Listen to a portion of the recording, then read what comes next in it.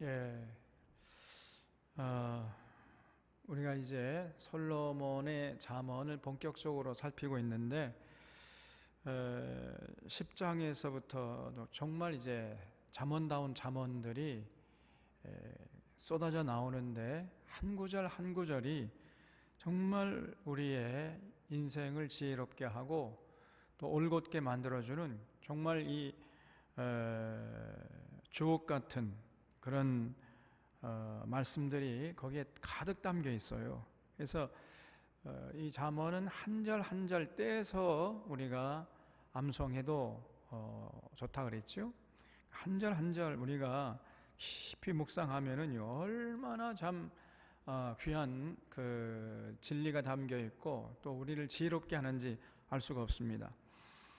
여기 지난주에 이제 16절까지 했죠. 오늘 17절 말씀 보면은 훈계를 지키는 자는 생명길로 행하여도 징계를 버리는 자는 그릇 가느니라 그랬어요. 여기 훈계라는 뜻은 그 윗사람이나 아니면 뭐 조금 성숙한 사람이 아랫사람이나 미숙한 사람의 잘못을 지적하는 거지요. 그러니까 그 훈계라는 말에는 그 잘못을 지적하는 것이 정당하다는 것이 전제되어 있는 겁니다. 그러니까 훈계가 잘못되어 버리면 어떻게 되는 거예요? 그건 훈계가 아니잖아요. 아니 뭐 잘못했다고 지적하는데 그 지적하는 게 잘못돼요. 그럼 그건 훈계가 아니죠. 그거는 비난이죠. 그거는. 그러니까 훈계라는 말은 잘못을 지적하는 것이 정당하다는 것을 전제하고 있어요. 그래서 이렇게 분명히 잘못된 것을 지적하는데 그 훈계를 받아들이지 않는 자가 있다는 거죠. 어떤 사람들은요, 잘못된 것을 잘못됐다고 이렇게 지적을 해주면은 그거를 고맙게 여기고 그걸 기쁘게 여기면서 흔쾌히 받아들여야 되는데 그거를요 고깝게 여기는 거예요. 아주 불쾌하게 생각합니다. 그러면서 탁 튕겨버려요. 안 받아줍니다. 이런 사람은 아주 미련한 사람이죠. 그런데 어떤 사람은요 그렇게 잘못된 것을 잘못했다고 이렇게 지적을 하면 아주 쿨하게 인정을 해요. 그리고 그 잘못한 대가로 징계를 받아도 그걸 감수합니다. 그걸 감내해요. 기꺼이 감내합니다. 이런 사람이 정말 복된 사람이죠. 그래서 이 전자는 사망길을 선택한 자들이고 후자는 생명길을 선택한 자들이라고 할 수 있습니다. 여러분, 그래서 이 잘못을 지적하는 사람도 잘 지적을 해야 되지요. 잘못하지 않았는데 잘못했다고 지적하면 그거는 훈계가 아니라 그랬지요. 그러니까 리더십도 건강해야 되고, 그래서 올바로 훈계를 하면은 그 훈계를 아주 그 달갑게 여기고 기쁨으로 받아들이고 어떤 징계도 감수하려고 하는 이런 팔로우십도 건강해야 돼요. 리더십과 팔로우십이 이게 잘 맞아 떨어져야 그러한 공동체는요 정말 복된 공동체입니다. 그 공동체의 리더도 건강하고 그 리더를 중심으로 뭉쳐있는 이 구성원들도 팔로워들도 건강하고 리더십도 건강하고 팔로우십도 건강하고 이런 공동체는 진정한 복된 공동체가 되는 거예요. 근데 이런 공동체가 흔치 않습니다. 어떤 공동체는 리더가 엉터리예요. 그 공동체 구성원들은 올바른데 리더가 엉터리니까 또 힘들어요. 또 어떤 공동체는 리더는 올바른데 그 공동체를 구성하는 구성원들이 또 엉터리야 또. 그렇게 되면요 아주 서로가 힘들어진 거예요. 그래서 훈계를 하면은 그걸 잘 듣고 그걸 지키는 자, 이 사람은 생명길을 행하는 자예요. 생명길을 선택한 자예요. 그러나 그 훈계를 고깝게 여기며 탁 튕겨버리고 징계를 안 받아들여요. 그리고 그냥 반발해버립니다. 그 사람은 그릇 가게 되어 있는 거지요. 그 사람은 이제 사망길을 스스로 자기가 선택하는 것이단 말이죠. 그래서 여러분, 이 말씀이 얼마나 소중한 말씀인지 알 수가 없어요. 가정에서 부모가 자녀를 훈계할 때 자녀는요, 그 부모의 훈계를 잘 들어야 됩니다. 이게 효도하는 거예요. 근데 부모가 정당한 훈계를 하는데 자녀가 돼가지고 엄마 아빠 90대 사람이라고 하면서 말이죠, 무시해버리고 경홀히 듣고 반발해버립니다. 이거는 아주 못된 자녀죠. 또 교회에서도요, 지도자가 훈계할 때 그 구성원들은 잘 귀담아 들어야 돼요. 또 직장이나 국가의 지도자가 훈계할 때 그 구성원들은 또 잘 들어야 됩니다. 더 나아가서 우주적으로 하나님이 훈계하실 때 모든 이 지구상에 있는 인류는 그 하나님의 훈계를 잘 들어야 돼요. 그것이 생명길을 선택하는 자란 말이죠. 대부분요, 탁 튕겨버립니다. 그래서 고깝게 여겨버려요. 그래서 징계도 받으려고 하지 않고, 징계받아도 막 억울하다 하고 막 원망하고 불평하고 또 낙심해버리고, 이렇게 하는 사람은 스스로 사망길을 선택한 자단 말이죠. 여러분, 훈계를 지키는 자는 생명길로 행하여도 징계를 버리는 자는 그릇 가느니라. 그릇 가다가, 그러니까요, 결국은 죄 가운데 먹고 마시다가 죄 가운데 죽어버리는 거지요. 참 얼마나 안타까운 인생입니까? 그래서 이 솔로몬의 잠언 10장 17절 말씀, 참으로 소중한 잠언이 아닐 수가 없습니다. 훈계를 지키는 자는 생명길로 행하여도 징계를 버리는 자는 그릇 가느니라. 또 18절에 보면요, 미움을 감추는 자는 거짓된 입술을 가진 자요, 중상하는 자는 미련한 자이니라 그랬죠. 여러분, 미움을 감추면은요 안 됩니다. 미움을 감추게 되면요, 어쩔 수 없이 거짓된 입술을 가진 자가 되어버려요. 마음에 앙심을 품고 있고 또 미움을 품고 있으면서 얼굴에는 웃음을 머금고 있어봐요. 그럼 어떻게 됩니까? 그럼 자연히 그 입에서 무슨 말이 나오겠어요? 거짓말이 나오는 거죠. 마음에 앙심을 품고 있고 미움을 품고 있으면요, 그 입에서 욕이 나와야 돼. 사실은 그게 정직한 거 아닙니까? 근데 마음은 앙심을 품고 있으면서, 저는 두고 봐라, 그 상대방이 앙심을 품고 있고 막 미움을 품고 있고 적개심을 품고 있으면서 얼굴에는 미소를 띠고 있어요. 그러면 그 입에서는요, 속 마음과는 다른 말이 나올 수밖에 없어요. 그 거짓말이죠. 차라리 앙심을 품고 있거나 미움을 품고 있으면은 욕을 해야 되는 겁니다. 그런데 우리가 유혹을 하면 안 되잖아요. 그러니까 어떻게 해야 됩니까? 빨리 그 마음에 있는 앙심이나 적개심이나 미움을 마음에서 지워버려요. 털어내야 되겠죠. 그 마음에 적개심을 품고 있거나 미움을 품고 있으면은 그 입에서 나오는 말이 거짓말이 되기 때문에 어떤 말을 해도 거짓말이 되는 거예요. 오히려 화는 낼 수가 없고, 그러면 또 해픈 웃음을 흘리면서 또 좋은 말을 하면 그게 거짓말이 되는 거예요. 그래서 빨리 여러분, 우리가 최선의 방책은 뭐냐면은 우리 마음속에 있는 그 적개심이나 미움이나 또 앙심이나 또 마음의 상처를 빨리 씻어버려야 되는 겁니다. 이것이 중요한 것이에요. 그래서 오늘 이 솔로몬의 말, 미움을 감추는 자는 거짓된 입술을 가진 자다. 이게 참 무서운 얘기죠. 또 중상하는 자는 미련한 자이니라 그랬죠. 여러분, 항상 입을 열기만 하면요, 남을 탓하고 자꾸 남을 비방해요. 아니, 이 세상이 얼마나 바쁘고 또 우리 인생이 얼마나 짧습니까? 우리 일을 제대로 하기도 바쁜 인생인데, 이 사람은 남의 일에 관심 많고 남의 대해서 이렇게 뒤에서 말이죠, 쏙닥거리는 거예요. 입을 열기만 하면 중상모략을 합니다. 있지도 않은 말을 만들어내고 뒤에서 남을 헐뜯고 비난하는 이런 사람들이 있어요. 그런 사람은 미련한 자입니다. 미련한. 스스로 자기 무덤을 파는 아주 어리석고 미련한 자예요. 여러분, 우리 하나님은요, 이런 사람을 가장 증오하시는 겁니다. 그래서 우리 하나님께서 십계명에서 뭐라고 말씀했죠? 내 이웃에 대하여 거짓 증거하지 말지니라 그랬어요. 거짓 증거하지 말지니라. 이게 굉장히 중요한 얘기입니다. 그래서 우리가 빨리 마음을 잘 관리해야 돼요. 어떤 마음에 어떤 상처 있으면 빨리 그걸 씻어버려야 되고요. 미움이나 적개심이나 뭐 증오심이나 앙심 이런 거 빨리 풀어야 됩니다. 어떻게 되는가? 여러분, 우리가 믿음의 주 온전케 하시는 이 예수님을 바라보는 수밖에 없는 거죠. 그래서 마음에 예수님의 마음을 품게 되면요,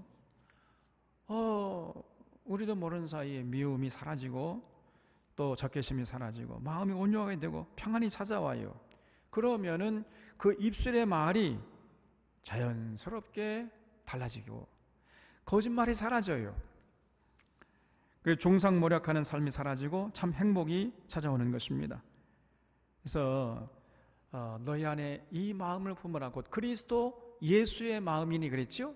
예수의 마음을 우리가 빨리 되찾아야 돼요.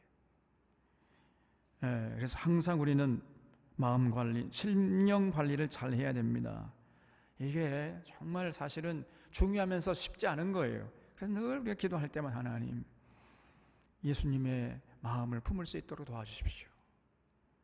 늘 우리가 기도할 때마다 그 예수님의 마음, 자기를 십자가에 못 박아 죽이는 그 군병당에서 주님 저들을 용서해 주십시오. 자기의 하는 짓을 알지 못함이니이다.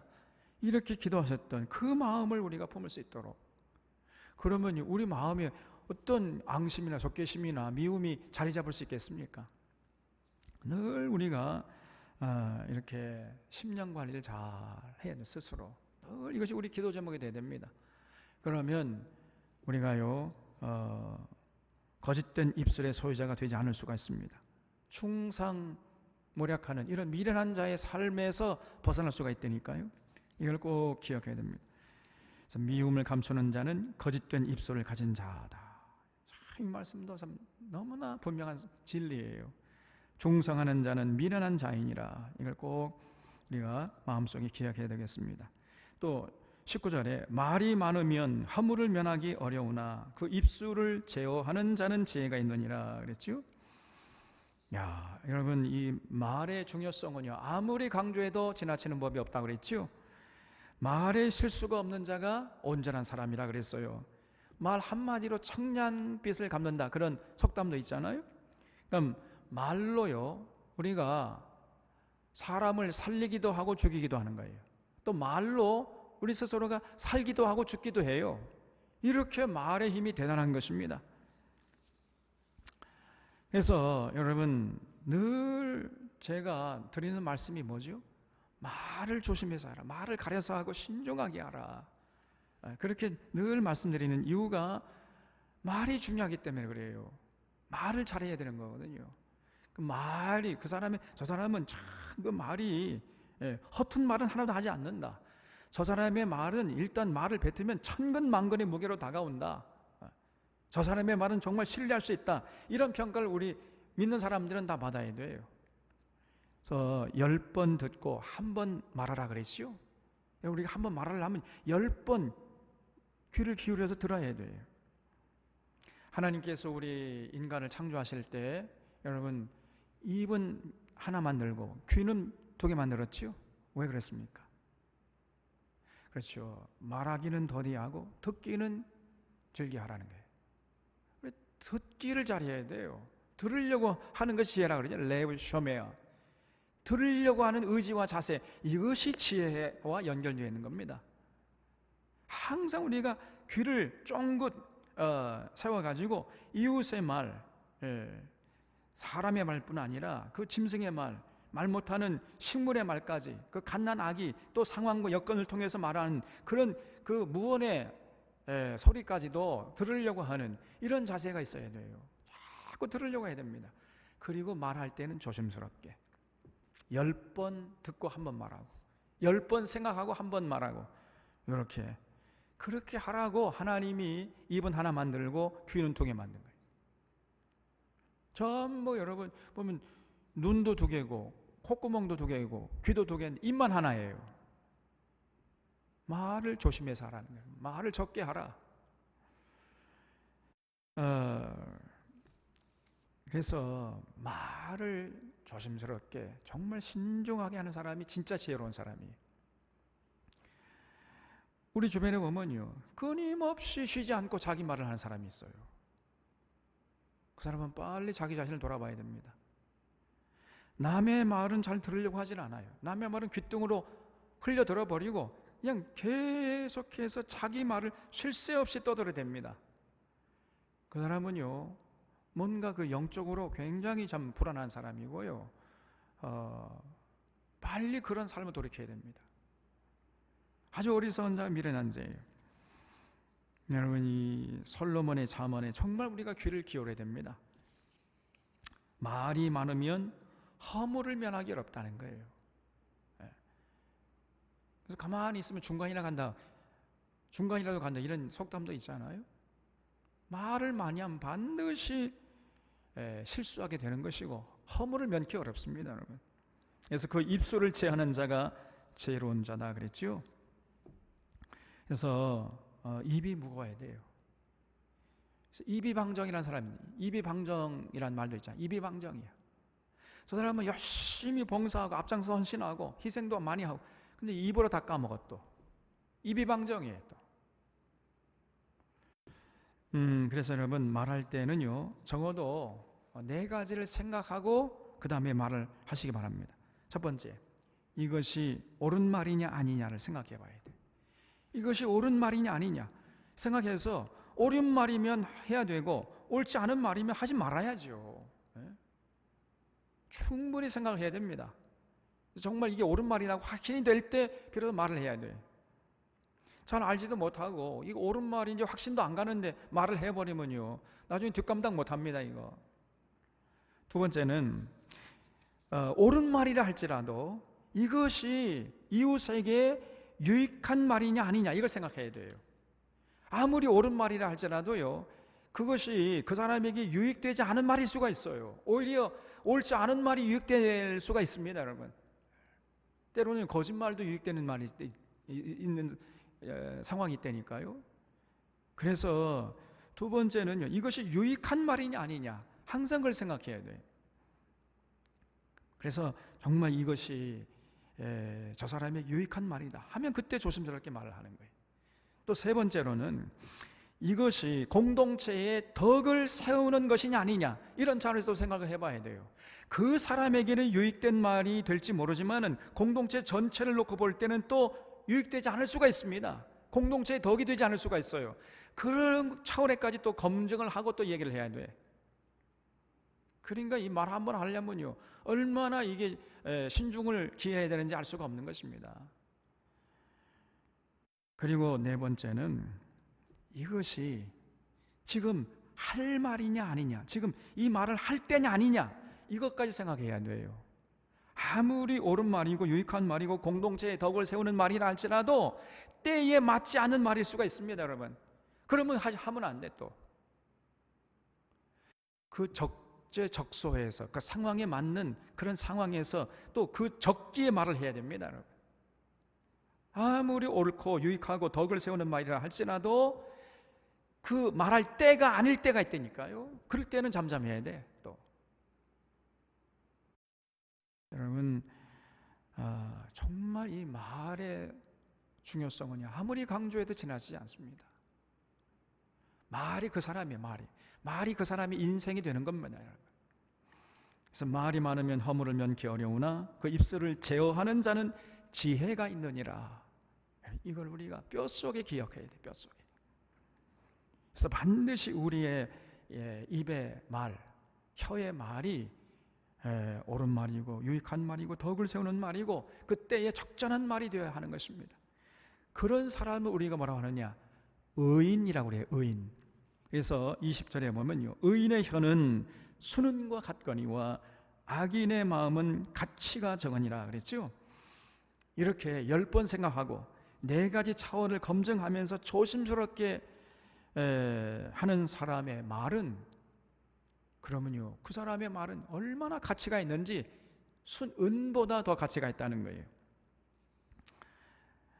왜냐하면요, 늘 이 사람은 옳지 않은 말은 하지 않고, 또 이웃에게 유익된 말은 하지 않고, 공동체에 덕을 끼치는 말만 하고, 그리고 때에 적절한 말을 하고, 그래서 그 공동체를 세워가고 시들어가는 영혼들을 그냥 위로하고 격려하고 하나님께 영광 돌리고, 이런 말이 가득 차기 때문에, 그렇기 때문에 그 의인의 입에서 나오는 말은요, 천하의 금은보다도 더 가치가 있는 말이 되는 것이죠.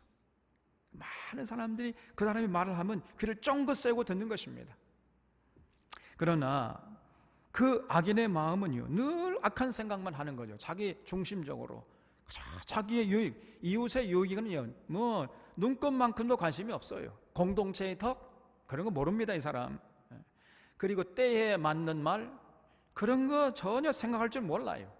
그냥 자기 하고 싶은 말을 해버리고, 자기에게 유익이 있으면 말을 해버리고, 늘 이렇게 살아가는 사람이기 때문에 그 악인의 마음에서 나오는 말은요, 아무런 가치가 없는 것이죠. 아무런 가치가 없어요. 아니, 아무런 가치가 없을 뿐 아니라 오히려 해롭기가 그지없어요. 이 사람은 가만히 있어주는 게 도와주는 거예요. 그래서 여러분, 악인의 마음에서 나오는 말, 그건 아주 가치가 없는 겁니다. 괜히 그 비싼 밥 먹고 그냥 헛된 말을 짓거리는 이런 자가 되면은 곤란하잖아요. 그래서 우리가 의인의 마음에서 나오는 말이 되어야 하는 거, 악인의 마음에서 나오는 말을 하게 되면 그 곤란하죠. 그래서 여러분 21절 보면, 의인의 입술은 여러 사람을 교육하나 미련한 자는 지식이 없어 죽느니라 그랬어요. 이 말씀도 얼마나 참 귀한 말씀인지 알 수가 없습니다. 그래서 이 의인의 그 입술에서 나오는 말, 그는 그 마음이 건강하고 항상 그 가치관, 인생과 세계관이 건강할 뿐 아니라 말을 할 때 아주 신중하게 10번 듣고 또 4번, 4차원, 4차원의 그 모든 검증을 거쳐서 이렇게 말을 하기 때문에 그 말은요, 수많은 사람을 교육하고 살리는 일을 하는 거예요. 여러 사람을 교육하는 겁니다. 여러 죽을 사람을 살리는 그런 굉장히 중요한 힘을 발휘해요. 공동체를 올바른 방향으로 또 이끌어갑니다. 시들어가는 영혼들을 살려내는 그런 귀한 일을 하는 거예요. 여러분, 이 말이 얼마나 큰 힘이 있는지 알 수가 없어요. 말의 힘이라는 그런 책도 있습니다. 옛날에 그 이규호 문교부 장관, 옛날에 문교부라고 그랬죠. 지금은 교육부지만, 이규호라는 문교부 장관이 쓴 말의 힘이라는 그 책이 있는데, 그 책도 한번 꼭 읽어보셔야 돼요. 말이 얼마나 소중한 것인가. 우리 가만히 돌아보면 우리 모든 인생살이가 말로 이루어져요. 말로. 대부분 말로 되잖아요. 우리가 시장 가서 물건 살 때도 말이 필요하지 않습니까? 말로 되는 거예요. 또 직장에서도 대부분 말로 해요. 인간관계가 거의 대부분 말로 이루어지는 겁니다. 그래서 말을 제대로 지혜롭게 신중하게 천근 만근 무게가 실린 그런 말을 하는 사람, 그래서 많은 사람들을 의로 교육하고 많은 죽어가는 심령들을 살리는 이런 말을 할 수 있는 사람, 이런 사람이 진짜 의인이에요. 그러나 미련한 자는요, 그런 말을 할 줄 몰라요. 그러니까 그는 아무런 가치가 없는 말이 되는 것이고, 특별히 이 미련한 자는 여기 지식이 없어 죽느니라 그랬죠. 미련한 자는요, 이 말이 옳은 말인지 틀린 말인지 참인지 거짓인지 그것도 분별도 못해. 지식이 없어요. 또 그리고 이것이 이 사람에게 유익한 말인지 유익하지 않은 말인지 그것도 몰라. 또 공동체의 덕을 세우는 말인지 아닌지도 그것도 분별이 안 됩니다. 그리고 이때의 적절한 말인지, 이때 지금 할 말인지 안 할 말인지 이것도 구별을 못해요. 그냥 아무 때나 그냥 해버려요. 그런 지식이 없어요. 그러니까 누구 한 사람, 그 사람에게 말을 기울이는 사람이 없는 거지요. 미련한 자가 되는 겁니다. 그뿐 아니라 이 사람은 항상, 왜 그러면 그렇게 되는가? 항상 자기 유익에 골몰하기 때문에 자기 중심적으로 생각하는 거예요. 자기 중심으로. 그러니까 그 생각이 허망해지는 겁니다. 그래서 참과 거짓에 대한 분별이 없고 또 진리에 대한 지식이 없을 뿐 아니라 결국 하나님에 대해서 무지한 거예요. 전혀 하나님에 대해서 모릅니다. 여러분, 하나님에 대해서 아는 사람은요, 의인의 입술이 될 수밖에 없습니다. 그러니까 결국은 여기서 말하는 지식이라는 것은 하나님을 아는 지식을 말하는 거예요. 하나님을 아는 지식에 대해서 무지한 거예요. 그러니까 결국은요, 당연히 이제 그 사람에게 기다리고 있는 것은 죽음밖에 없는 거죠. 지옥의 아랫목밖에 남은 것이 없는 것입니다. 그래서 여러분, 우리가 하나님을 아는 지식, 이게 너무나 소중한 거예요. 호세아 선지자는 말하기를 내 백성이 지식이 없어 망한다 그랬어요. 호세아서 4장 6절에. 여기서 지식이라는 것은 세상 지식을 말하는 것이 아니라 하나님을 아는 지식을 말하는 겁니다. 하나님을 아는 지식이 우리에게 절대적으로 필요해요. 하나님을 아는 지식이 있으면요, 우리 입술에 말이 달라진다니까요. 말이 달라지는 거예요. 내 백성이 지식이 없으므로 망하는도다. 네가 지식을 버렸으니 나도 너를 버려 내 제사장이 되지 못하게 할 것이요 내가 내 하나님의 율법을 잊었으니 나도 너의 자녀들을 잊어버리리라. 그들은 번성할수록 내게 범죄하니 내가 그들의 영화를 변하여 욕이 되게 하리라. 이렇게 하나님께서 호세아 선지자를 통해서 말씀하셨습니다. 그러니까 당시에 호세아 선지자가 활동하던 북이스라엘이지요. 북이스라엘 백성들이 하나님을 아는 지식이 없었어요. 그러니까 그 입에서 나오는 말이 미련한 말밖에 될 수밖에 없는 겁니다. 자기 중심적이고 남의 입장은 전혀 생각하지 않고 공동체의 적은 생각하지 않고 이것이 이때 할 말인가 안 할 말인가 이걸 구별하지 못하고 아무 때나 막 말을 해버리고 이렇게 되니까요, 그 사회가 어떻게 되겠습니까? 전부 다 그런 말만 하고 다니니 그러면 나라가 어지러워지는 것이죠. 결국은 국력이 약화돼가지고 아수르 제국 침략을 받아가 나라가 망해버렸습니다, 여러분. 그래서 하나님께서 그런 어리석은 이스라엘 백성들을 돌이키게 하기 위해서 막 때로는요, 기근도 보내고 지진도 보내고 막 흉년도 보내고 막 이렇게 했잖아요. 그래도 못 깨달아. 여전히 지식이 없는 것이요. 그래서 호세아가 또 나중에는 너무 절망한 나머지 이렇게 외칩니다. 이 북이스라엘 백성들은 어리석은 비둘기 같다는 거예요. 어리석은 비둘기 같다. 여러분, 이 비둘기의 장점이 뭐죠? 귀소성입니다. 귀소성. 아무리 멀리 떨어진 곳에 갖다 놔도 정확하게 자기 집을 찾아 들어가는 능력이 탁월해요. 이 귀소성이라고 합니다, 이거를. 그런데 당시 이스라엘 백성들은 어리석은 비둘기 같다는 겁니다. 하나님께서 하나님의 집으로 돌아오라고 신호를 보내줘요. 그 신호가 뭐냐면 고난이죠.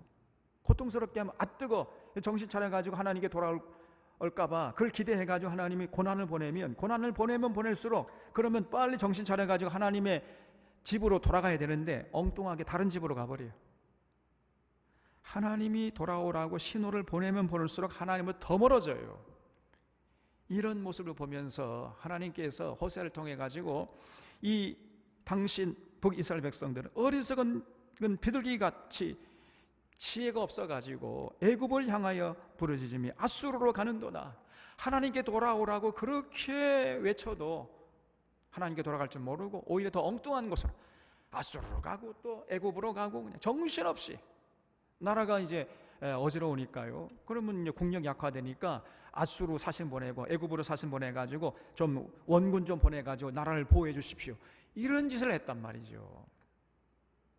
참 기가 막힙니다. 전혀 하나님에 대한 지식이 없었습니다. 그러니까 개인은 불행하고 사회는 불안하고 국력은 약화돼가지고 결국 아수르에 망한 것입니다. 여러분, 우리가 무엇보다도 하나님을 아는 지식이 있어야 돼요. 하나님 아는 지식. 하나님을 아는 지식이 있어야 우리 입술의 말이 달라진다 그랬죠. 여러분, 이 중세 때에 당시의 중세는요 기독교 세계관밖에 없었습니다. 당시 모든 사람들이 교회 나오는 사람이나 안 나오는 사람, 아니 그게 아니라 모든 사람들이 다 교인이었어요. 당시에는 교인이 아는 사람이 없었다니까. 유럽 같은 데는요 다 교인이었어요. 다 교인. 아주 갓난아기서부터 노인에까지, 태어나면서 죽을 때까지 전부 교회의 통제를 받았습니다. 이건 선택의 여지가 없었습니다. 이거는 전부 교인이었어요. 그런데 문제는 뭐냐? 교회는 나왔지만은 하나님을 아는 지식이 없었습니다. 전혀 성경 몰랐으니까요. 오히려 성경을 갖고 다니지 못하게, 성경은 금서였어요. 금서 당시에. 그러니까 하나님을 아는 지식이 있을 턱이 있나요? 여러분, 그래서 망한 겁니다. 그래서 교회가 부패하고 타락하고 면죄부를 팔고, 그 뭐 지옥에 있던 영혼을 위해서 교회에서 죄를 사주는 면죄부를 사면은 그 지옥에 있던 여러분의 부모 영혼이 저 낙원으로 옮겨진다, 막 이렇게 거짓말을 해대 가지고 교회가 배를 불렸던 겁니다. 근데 거기에 다 속아 넘어가 버린 거예요. 그럴 정도로 중세가 타락했던 것은 당시의 교인들이 전혀 하나님을 아는 지식이 없었던 거예요. 그러니까 그 입에 나오는 말이요, 제대로 된 말이 나올 수가 없는 거지. 여러분, 오늘날도 보면 거짓 선자들에게 휘둘리고 있어요. 전부 이 신비주의 기복신앙, 이 거짓 방언, 이게 정말 좀 심각한 문제입니다. 이 거짓 방언하고 있다는, 거짓 방언을 하고 있는 것은요, 하나님을 알지 못하고 있다는 분명한 증거가 되는 거예요. 하나님을 제대로 알면요, 거짓 방언기도 할래 할 수가 없습니다. 전혀 하나님을 알지 못하고 있다는 분명한 증거가, 그것이 바로 방언기도요, 기복신앙이요, 신비주의에 빠져 있는 거예요. 여러분, 우리가 오늘 이 말씀, 의인의 입술은 여러 사람을 교육하나 미련한 자는 지식 없어 죽느니라. 다른 말하면 지식 없어 망하느니라, 그런 말이에요. 이 말씀을 꼭 기억하시기 바랍니다. 그래서 우리 자녀들에게, 우리도 하나님을 알려고 애를 쓸 뿐 아니라 우리 자녀들에게 반드시 하나님을 아는 지식을 심어줘야 돼요. 이것처럼 자녀 사랑, 더 큰 사랑이 없는 것이고, 이것처럼 귀하고 가치 있는 일이 없는 것입니다. 반드시 우리가 죽기 전에 우리 사랑하는 자녀손들에게 하나님을 아는 지식을 넘겨주고 죽어야 돼. 그래야 그 사명, 부모 사명 다 하는 것입니다. 22절에 여호와께서 주시는 복은 사람을 보하게 하고 근심을 겸하여 주지 아니하시느니라 그랬지요. 이 말씀도 얼마나 귀한 말씀인지 알 수가 없지요.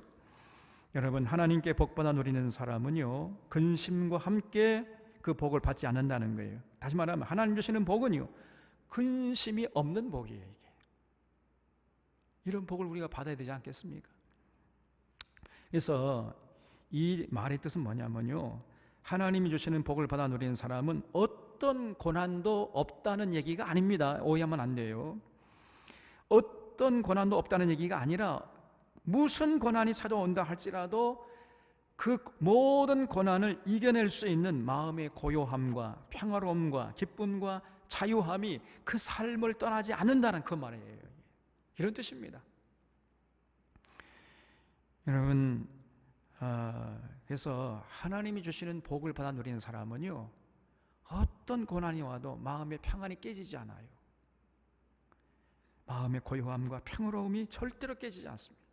그 마음속에 자리 잡고 있는 기쁨이 절대로 사라지지 않고요, 그리고 그 사람이 누리는 자유함이 절대 사라지지 않습니다. 이게 진정으로 하나님이 주시는 복을 누리는 사람의 특징이에요. 여러분, 우리가 사도행전 지금 쭉 살펴보고 있잖아요. 그 당시 사도들이 얼마나 많은 핍박을 당했습니까? 당시 대제사장 일행들이 사도들을 뭐 함부로 그냥 잡아다가 감옥에 쳐놓고 그랬잖아요. 생사여탈권을 당시 대제사장들이 쥐고 있었습니다. 저놈 죽여! 그러면 죽임을 당할 수밖에 없는 그런 사회였어요. 그러니 여러분, 사도들이 얼마나 많은 고생을 했냐 말이에요. 당시에는요, 대제사장 일행들이 사도들 보기만 하면 예수님 죽일 십자가에 못 박아 죽이는 그런 살기 등등 해가지고 그 예수님을 죽이는 그 증오심 가지고 이제 사도들을 향해서 죽이려고 했잖아요. 그럼에도 불구하고 굴하지 않고 복음을 전하지 않았습니까? 그러면은 만약에 여러분 같으면 그렇게 복음을 전하다가 까닭도 없이 그냥 갑자기 감옥에 갇혔다고 쳐봅시다.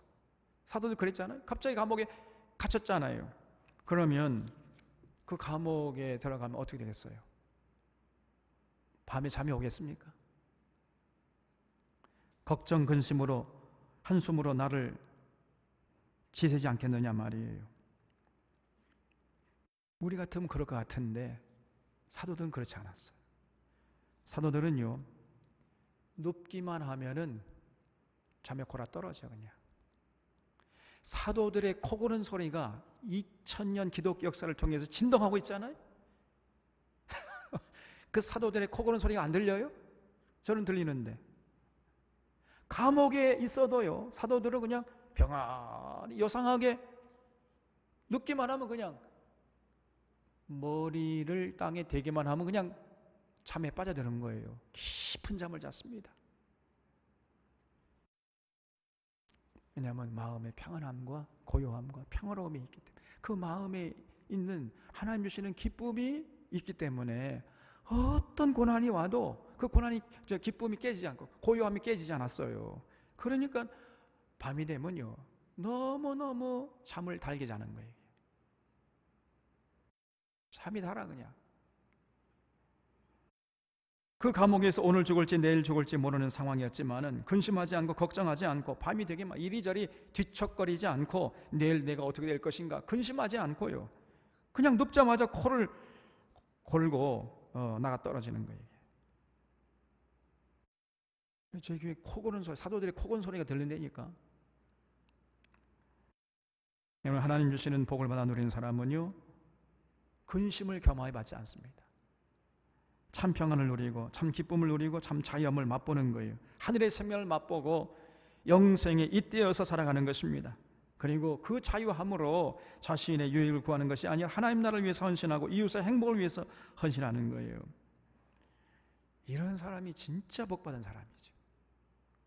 예수 믿는 것은요, 이런 복을 받아 누리기 위함입니다. 우리가 예수 믿으면서 이런 복을 받아 누려야지.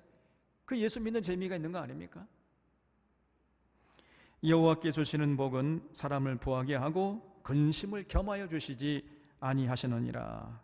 여러분, 이 솔로몬의 잠언의 말씀이 우리 자론의 교우들의 삶을 통해서 그대로 현실이 되시기를 바랍니다. 여러분, 23절에 보면 미련한 자는 행악으로 낙을 삼는 것 같이 명철한 자는 지혜로 낙을 삼느니라 그랬지요. 이 말씀도요, 얼마나 소중한 말씀인지 알 수가 없어요. 아니, 한 번밖에 없는 인생을 사는데 행악으로 나를 지새는 사람이 있어요. 날마다 악을 행하면서 그것으로 낙을 삼아요. 이 사람의 즐거움과 낙이 뭐냐? 인생의 낙이 뭐냐? 악을 행하는 것이. 악을 행하는 것이 그 사람의 즐거움과 낙이라는 거예요, 이게. 이건 아주 미련한 자지요. 근데 명철한 자는요, 지혜로 낙을 삼는 거예요. 지혜. 이웃의 말을 잘 듣고 이웃의 아픔을 헤아리면서 또 이웃을 도와주고 위로하고 격려하고 세워주고 나누고 베풀고, 더 나아가서는 하나님의 말씀에 귀를 쫑긋 세워서 그 진리를 깨달아가는 그 기쁨으로 나를 지새는 거예요. 이런 사람이 진정으로 명철한 자가 되는 것입니다. 그래서 우리 주변에 보면 악을 행하는 것을 낙으로 삼고 살아가는 사람이 있다는 거예요. 이 조폭 같은 사람들이. 눈을 뜨기 무섭게, 날이 새기 무섭게 오늘은 어느 놈에 가서 등쳐먹을까 이렇게 생각하는, 이렇게 행하면서 살아가는 사람이 있다니까요. 스스로 자기 무덤을 파는 어리석은 사람입니다. 남을 해치지 않으면 살아갈 수 없는 거미 같은 인생이죠. 이런 사람은요, 살았으나 죽은 자입니다. 이 사람. 밥을 똥으로 만드는 기계에 불과한 사람이죠. 그런가 하면 어떤 사람은요, 늘 이웃에게 귀를 열어서 쫑긋 세워 듣고 위로하고 나눠주고 베푸고, 그러면서 거기서 이제 즐거움을 삼고 살아가는 사람이 있습니다. 더 나아가서는 그 전에 먼저 책을 통해서 진리를 깨달아가는 것을 낙으로 삼는 사람이 있어요. 여러분, 지난번에도 말씀드렸지만은요, 이 성경에 기록되어 있는 믿음의 조상들은요, 우리가 만나자고 요청하기만 하면 얼마든지 언제 어느 때라도 만날 만반의 준비를 하고 우리를 기다리고 있다니까요. 그 위대한 믿음의 선조들이 아브라함과 이삭과 야곱과 요셉과 모세와 다윗과 솔로몬, 또 사도 바울, 베드로, 그런 위대한 믿음의 선조들이 우리가 만나달라고 요청하기만 하면 그 즉시로 우리를 만나주려고 만반의 준비를 다하고 있다니까요. 성경을 피기만 하면 되는 거예요. 어디 갈 필요도 없어요. 성경을 펼치기만 하면은 그런 믿음의 위대한 조상들이 우리를 만나주려고 준비를 딱 하고 있습니다. 그래서 여러분, 성경책을 읽는 기쁨, 성경책을 읽는 낙을 여러분 인생의 낙으로 삼고 살아가는 자, 이 사람이 진짜 복된 사람이에요. 그래서 명철한 자는 지혜로 낙을 삼느니라. 성경을 읽으면서 진리를 깨달아가고 또 성경이 전해주려고 하는 그 지혜를 얻는 그 기쁨, 그 즐거움, 이거는요, 어떤 물리적인 기쁨과는 비교할 수 없는 굉장히 넓고 높고 깊은 기쁨이에요. 이걸 그래서 우리가 신령한 기쁨이라고 합니다. 신령한 기쁨. 성경책을 읽어가면서 진리를 깨닫고 지혜를 깨닫게 되고 지혜를 얻는 기쁨, 이것처럼 큰 기쁨이 없습니다, 여러분. 성경책이 아닌 일반 책을 통해서 우리가 책을 읽어가면서 이 책의 저자가 얘기하고자 하는 그 진리를 우리가 깨달았을 때 그 기쁨이라는 것은 말로 형용할 수가 없잖아요. 근데 하물며 하나님의 말씀이 이 성경책을 읽어가면서 진리를 깨닫고 지혜를 얻는 그 기쁨과 즐거움이라는 것은 이거 말로 형용할 수가 없다니까요. 그래서 시편 기자는 그것이 송이꿀보다 더 달도다 그랬어요. 하나님 말씀을 읽으면서 진리를 깨달아가고 지혜를 깨달아가는 그 기쁨이 얼마나 달고 맛있느냐, 송이꿀보다도 더 달도다 그랬습니다. 제가 요즘에 꿀에 관심이 생겼어요. 그래서 그거를 저녁에 이제 한 잔 마시고 자려고 하는데 꿀이 맛있어요. 근데 송이꿀보다 더 달되 하나님의 말씀을 통해서 진리를 깨닫고 지혜를 깨닫는 그 기쁨이 송이꿀보다 더 달다는 겁니다. 그래서 그 사람은 명철한 자가 되는 거예요. 미련한 자는 행악으로 낙을 삼는 것 같이 명철한 자는 지혜로 낙을 삼느니라. 위대한 진리의 말씀이죠. 여러분, 이 23절 말씀을 소중히 기억할 수 있기를 바랍니다. 24절에 악인에게는 그의 두려워하는 것이 임하거니와 의인은 그 원하는 것이 이루어지느니라 그랬죠. 여러분, 악인이 두려워하는 게 뭐겠어요? 예? 또 의인이 원하는 것은 뭐겠습니까? 악인이 두려워하는 것이 악인에게 임하고 의인이 원하는 것이 의인에게 이루어진다는 거예요. 예? 그러면 악인이 두려워하는 게 뭐겠습니까? 악인은 뭘 한 사람이죠? 그저 악을 행하는 사람 아닙니까? 이웃을 해치고 약탈하고 강탈하고 늑탈하고 겁탈하고 강탈하고 이런 짓을 하면서 살아가는 사람 아니에요? 악을 행하는 것을 낙으로 삼고 살아가는 사람이니까 여러분, 자기가 악을 행하면서 늘 보잖아요. 자기가 악을 행하면 저 사람이 이제 막 강탈당하고 그러면 저 사람 불행을 늘 보잖아요. 그러니까 여러분, 그 악인의 마음속에 어떤 두려움이 있냐면 나도 저렇게 불행한 삶을 어떡할까, 그런 두려움이 있는 거예요. 그러니까 악인의 두려움이 뭐냐? 자기가 불행을 당할까 봐 두려워하는 거예요. 근데 그 악인이 두려워하는 게 그 악인에게 임한다는 것입니다. 예? 그래서 악인이 두려워하는 것은 불행인데 그 불행이 악인에게 임하는 거예요. 그리고 여러분, 그러면 의인이 원하는 건 뭐예요? 의인. 의인이니까 뭘 원하겠습니까? 예? 행복을 원해. 이웃의 행복. 그렇죠? 나보다도 이웃이 잘 먹고 잘 살고 행복하게 가치 있게 의미 있게 아름답게 살아가는 걸 보기를 원하는 거죠. 그 공동체의 덕을 세우는 것을 원하잖아요. 그게 의리잖아요. 그리고 하나님께 영광을 돌리는. 그래서 많은 사람들이 행복하게 살기를 원하고 또 하나님이 기뻐하시기를 원하는 거란 말이에요. 그게 의인이 원하는 거예요. 근데 그 의인이 원하는 그 행복과 기쁨이 그 의인에게 이루어진다는 겁니다. 그래서 여러분, 악의 씨앗으로 악을 심고 악을 거두는 것이고 선을 심어서 선을 거두는 거예요.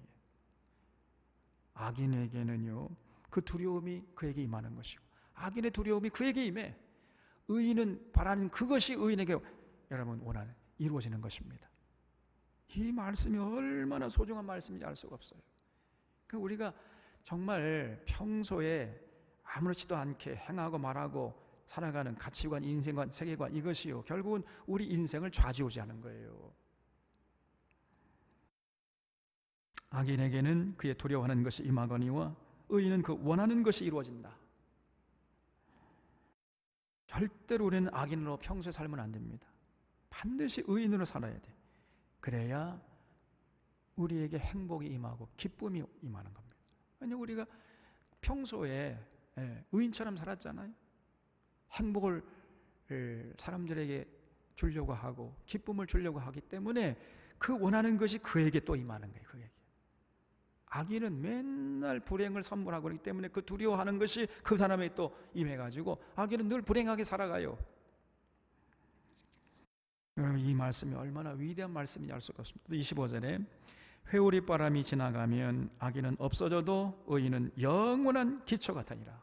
야, 참 귀한 말씀이지요. 시편 1편에서 악인을 뭐라고 그랬죠? 바람에 나는 겨와 같다 그랬어요. 여러분, 겨, 옛날에 우리 어렸을 때 어머니들이요, 쌀 겨를 어떻게 하냐면요, 뭐라고 그러죠? 키질을 해요. 키질을 하면은 바람이 불면 공중에 이렇게 키질을 하면은 이제 알맹이나 알곡은 쑥 떨어지고 겨는 바람에 날아가 버리잖아요. 아기는요, 조금만 바람이 불어와도 그냥 순식간에 그 바람에 날려가 가지고 흔적도 없이 사라져 버리는 거예요.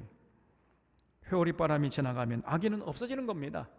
그러나 아무리 회오리 바람이 지나가도 의인은 영원한 기초같이 든든하게 서 있어요. 절대로 그 의인의 삶은 무너지지 않는다는 거예요.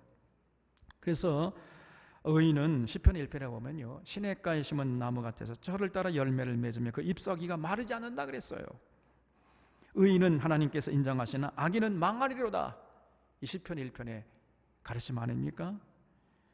그러니까 의인은요, 처음에는 굉장한 거 같죠. 대단한 거, 겉으로 화려하고 뭔가 삐까번쩍하고 굉장한 것이 있는 것 같아 해가지고 아무리 세상이 어지럽고 혼탁 해도 절대로 무너지지 않을 것 같지만은 한번 바람이 휙 지나가면요, 흔적도 없이 다 무너져버려 사라져버려요. 그러나 의인은요, 평소에는 별거 아닌 것 같아요. 별로 사람들이 화려하지도 않으니까 주목도 안 해. 그러나 어떤 회오리 바람이 불어와도 어떤 태풍이 불어와도 든든한 기초처럼 딱 버티고 절대로 무너지지 않는 것입니다. 예수님께서 뭐라고 그랬죠? 악인은 마치 모래 위에 집을 짓는 것 같아서 바람이 불고 창수가 나면 그 떠내려가는 것이 흔적도 없이 사라져버린다는 거예요. 그러나 의인은 반석 위에 집을 짓는 것 같아서 바람이 불고 창수가 나도 절대로 무너지지 않는다 그랬습니다. 우리가 악인이 되면 안 되겠죠. 의인이 된 의인, 언제나 그 마음의 중심에 하나님 사랑하고 하나님의 뜻을 받들려고 하고 또 이웃의 행복을 먼저 관심을 갖고 더불어 살려고 하고 하나님의 영광을 먼저 생각하고 항상 그런 자세로 살게 되면요, 그것이 전부 나에게 오히려 몇십 배로 돌아온다는 거예요. 그래서 그런 사람은 절대로 무너지지 않습니다. 그 사람의 인생은 절대 무너지지 않아요.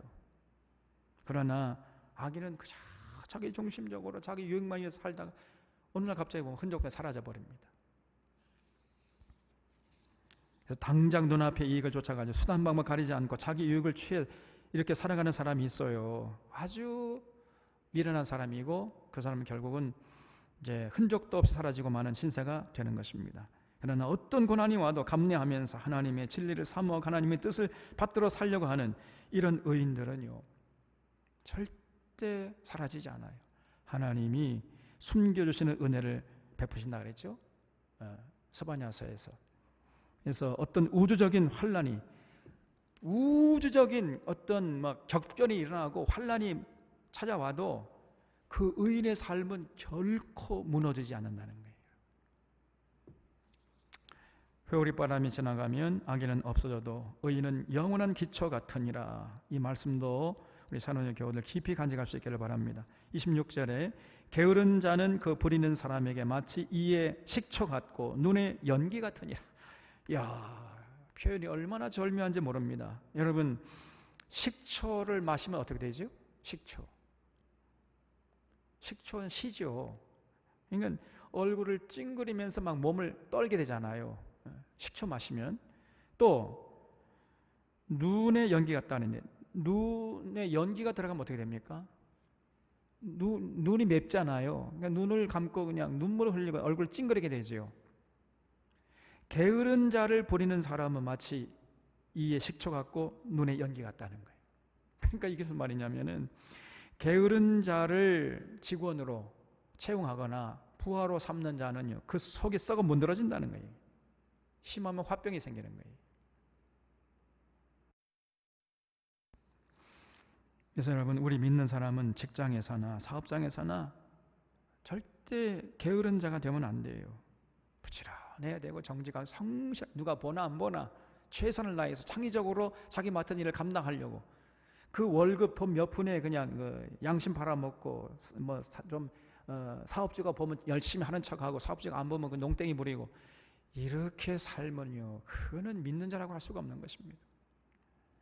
누가 보나 안 보나 호람되고 하나님 앞에서 내가 지금 하나님 주신 이 일을 하고 있다, 어떤 자부심과 기쁨과 어떤 자긍심을 가지고 최선을 다해서 감당하려고 하는 거예요. 그런 사람이 진실로 믿음이 좋은 사람입니다.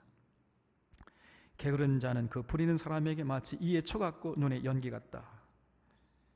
이 말도 참 절묘한 표현이죠. 또 27절에 여호와를 경외하면 장수하느니라. 그러나 악인의 수명은 짧아지느니라 그랬어요. 여러분, 여호와를 경외하는 자가 누굽니까? 어떤 자를 우리가 여호와를 경외하는 자라고 할 수 있는 거예요?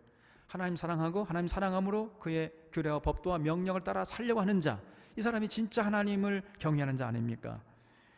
근데 하나님의 그 모든 규례와 법도와 명령은 뭐지요? 결과적으로 누구를 위해서 주신 것이라고 그랬죠?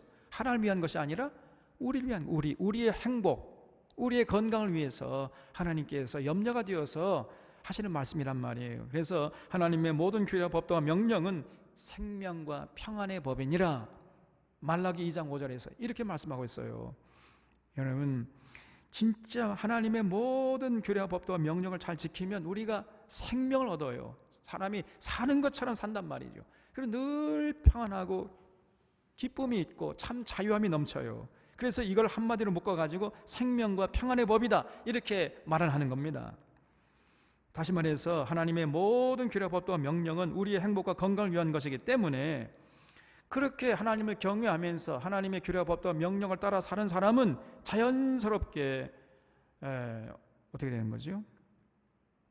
마음에 늘 평안이 있고 기쁨이 있고 자유함이 있으니까 어떤 스트레스도 안 받아요. 그러니까 결국은 육신의 건강도 따라오는 겁니다. 장수하게 되는 거죠. 그래서 여호와를 경외하면 장수하게 되는 것입니다. 이건 정말 통계적으로 나와 있어요.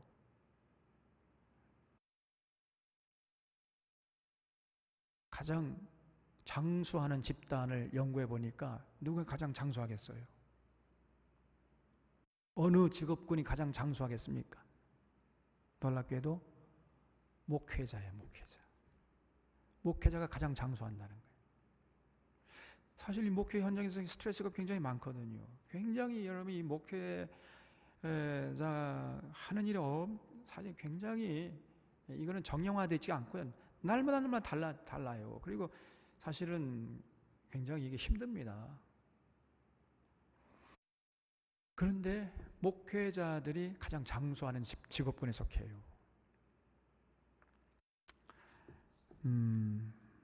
그래서 요즘의 목회자는 조금 아마 아닐지도 모르겠습니다만은 옛날 목사님들은 다 장수했어요. 여호와를 경외하잖아요. 그럼 자연히 마음이 평안하고 신령한 기쁨을 맛보고 자유함을 누리지요. 세상 욕심 다 버리고 살기 때문에 스트레스 그런 거 없어요. 그러니까 자연히 육신이 건강하게 되고 있고 장수하게 되는 겁니다. 그러나 악인의 수명은 짧아지느니라 그랬죠. 악인은 제 멋대로 제 속에는 오른 대로 제 욕심대로 이게 살아가니까 늘 그저 불안하고 초조하고 근심, 원망, 불평으로 온갖 불행을 맛보며 살게 되죠. 또 그러니까 이제 스트레스는 말로 할 수가 없는 거예요. 그러니 결국은 그 인생은 순식간에 지나가 버리고 짧게 살다가 마감하고 마는 겁니다. 장수할 수가 없는 것이요. 악인의 수명은 짧아져. 이것도요, 제가 볼 때 진리예요. 여호와를 경외하면요, 장수하게 돼요. 장수. 여러분, 장수하고 싶은 사람은 진실로 여호와를 경외하십시오. 그러면 장수하게 돼요. 또 28절에 의인의 소망은 즐거움을 이루어도 악인의 소망은 끊어지느니라 그랬죠. 그러니까 여러분, 의인의 소망이 뭐겠습니까? 의인의 소망은 부활의 소망이고 천국의 소망이고 하나님을 뵙는 소망 아니겠어요? 그 소망은 결국은요, 이루어집니다. 그렇잖아요? 그러나 악인의 소망은 끊어지느니라 그랬죠. 그래서 그 세상 썩어질 것에 미련을 두고 아웅다웅 살다 보니까 그 세상 썩어질 것이 행복을 가져다 주지 못합니다. 신기루 같아요. 그냥 쫓아가면 쫓아갈수록 더 행복은 멀리 있는 거예요. 온갖 고난과 고통과 불행을 맛보다가 그만 그 소망이 끊어져 버리는 겁니다. 소망이 이루어질 수가 없는 거예요. 신기루 같은 이런 인생을 살다가 마감하는 거죠. 그래서 여러분, 의인의 소망은 즐거움을 이루어도 악인의 소망은 끊어지느니라. 이 말씀도 우리가 정말 마음에 새게 됩니다. 29절에 여호와의 도가 정직한 자에게는 산성이요 행악하는 자에게는 멸망이니라 그랬죠. 이 여호와의 도를 따라 사는 사람, 그 사람이요, 결국은 산성에서 사는 사람이라는 거예요. 산성. 다시 말하면 여호와의 뜻을 받들어서 하나님의 규례법과 명령을 따라서 살아가는 사람은 하나님이 산성이 되어주신다, 이런 얘기입니다. 하나님이 지키시고 보호하셔요. 그러나 그 자기 멋대로, 자기 속에 오른 대로, 자기 욕심대로, 자기 감정에 충실한 대로 이렇게 살아가는 이런 사람, 그래서 행악하면서 이렇게 살아가는 사람은 하나님이 그냥 내버려둬요. 그러면 그 사람은 멸망밖에 없는 거죠. 여러분, 하나님의 뜻을 받들어 살아가는 사람은요, 반드시 하나님이 그에게 산성이 되어주시는 겁니다. 그 대표적인 예가 누구냐? 다윗이에요. 여러분, 다윗은 평생 하나님의 뜻을 받들어 살았잖아요. 우리가 사무엘 요즘에 새벽 기도에 통해서 계속 보지 않습니까? 이 사울의 칼날을 피해가지고 10여 년을 도피 생활을 했잖아요. 그때마다 여러분, 하나님이 다윗을 사울의 칼날에서 지키시고 보호해 주시는 모습을 봤잖아요. 그래서 다윗이 시편 18편에서 고백하기를 나의 힘이 되신 여호와여 내가 주님을 사랑합니다. 그러면서 고백하기를 주는 나의 구원의 뿌리시오 나의 산성이시로다, 이렇게 고백했어요. 하나님이 나의 산성이다. 이걸 조금 더 구체적으로 말하면 하나님의 도, 하나님의 뜻대로 내가 살았더니 하나님이 나를 다 지켜주셨더라. 그래서 하나님의 도가 내 산성이 되십니다. 이런 고백이나 마찬가지예요. 여러분, 하나님이요, 그 바쁘신 분이요, 물론 하나님은 영이시니까 우리와 늘 동행하시며 우리를 지키시지만은 이걸 조금 더 구체적으로 풀어 말씀드리면은 하나님의 도가 우리를 지키는 거예요. 하나님의 도가. 우리가 하나님의 뜻대로 살아가면 그 하나님의 뜻대로 살아가는 그 삶 자체가 우리의 삶을 지키는 산성이 된단 말이에요. 이걸 깊이 생각하셔야 됩니다. 이 어지러운 세상에서 우리가 하나님의 뜻을 받들어 살려고 애쓰잖아요. 그러면 하나님의 뜻을 받들어 살려고 하는 그 삶 자체가 여러분 하나님의 산성이 되어버려요. 그것이 우리를 지키는 겁니다. 그런데 조금 물질에 유혹을 받아가지고 물질 따라가잖아요. 그러면 그냥 멸망이 어느 날 갑자기 그냥 엄습해버려요. 그래서 여러분 바울도 비슷한 고백을 했어요. 십자가의 도가 멸망하는 자에게는 미련한 것이지만 구원을 받는 우리에게는 하나님의 능력이라 그랬어요. 그 하나님의 도, 그 십자가의 도를 따라가면은 그것이 바로 하나님의 능력을 체험해가지고 그 십자가의 도가 우리를 지키더라, 우리의 산성이 되어주더라, 이런 고백이잖아요. 늘 하나님의 뜻을 받들어 사는데 관심을 갖고 거기에 초점을 맞추고 사는 사람, 그 사람은 여러분 그 사람의 주변에 산성을 쌓는 사람이라니까요. 하나님이 산성을 지어줘요. 그래서 그 사람을 지켜주신단 말이에요. 정말 복된 사람이고 지혜로운 사람입니다. 29절 말씀 여러분 정말 이게 소중한 말씀이에요. 또 30절에 의인은 영영이 이동되지 아니하여도 악인은 땅에 거하지 못하게 되느니라 그랬죠. 그래서 의인은요 그 이름이 영원히 남습니다. 그러나 악인은 땅에 거하지 못할 뿐 아니라 순식간에 그 이름을 사람들이 잊어버려요. 그 이름이 잊혀져 버립니다. 악인은 땅에 거하지 못해요. 31절에 의인의 입은 지혜를 내어도 패역한 혀는 배임을 당할 것이니라 그랬죠. 여러분 그래서 또다시 이 말의 소중함을 지금 솔로몬이 반복하고 있습니다. 의인의 입은 지혜를 내어도 패역한 혀는 배임을 당해버려요. 혀가 배임을 당하면 어떡합니까? 그러면 벙어리가 되는 것이고 살아갈 수가 없는 거죠. 그리고 의인의 입술은 기쁘게 할 것을 알거늘 악인의 입은 패역을 말하느니라 그랬죠. 의인의 입술은요, 내가 이렇게 말하면은 이것이 사람들을 기쁘게 한다는 걸 알아요. 그러니까 기쁘게 하는 걸 말을 골라서 잘 말을 한단 말이죠. 옳은 말, 유익한 말, 덕을 세우는 말, 또 때에 합당한 말, 이런 말을 아주 자유자재로 구사를 해요. 그래서 사람들 기쁘게 해. 그런데 악인의 입은 패역을 말해요. 패역을 말하면서도 그 사실 자체를 모르고 있다. 이 사람이 지금 내가 수많은 사람들을 고통스럽게 하고 있다는 그 사실 자체를 몰라요. 이게 악인의 모습이고 악인의 입에서 나오는 말이에요. 얼마나 불행한 인생입니까? 악인의 입은 패역을 말하느니라. 이게 자기가 이 패역, 다시 말하면 이 패역이라는 말은요 수많은 사람 마음에 상처를 주고 심지어는 하나님을 대적하는 말이라는 거예요. 하나님 한번 그냥 팔을 걷어붙이고 한번 붙자고 하나님께 대들어요. 그런 말이 서슴없이 그 입에서 나오는 거예요. 그러면서 자기가 얼마나 패역한 삶을 살아가고 있는지조차도 모르고 있단 말이죠. 그러다가 망하는 겁니다. 죄 가운데서 먹고 마시다 죽어버리는 거예요. 그래서 여러분 우리는 반드시 그 입이 의인의 입이 되어야 되고 의인의 마음에서 나오는 말이 되어야 되겠죠. 악인의 입이 되면 안 되고 악인의 마음에서 나오는 말이 되면은 그건 참 불행한 인생이죠. 우리 사랑하는 서론의 교우들은 언제나 의인의 입과 입술이 되어서 하나님께 영광 돌리고 많은 주변 사람들이 유익을 끼치고 공동체의 덕을 세우고 하나님께 영광을 돌리고 승리하는 우리 교우들 다 되시기를 바랍니다. 언제나 기도할 때마다 우리의 입술의 말이 참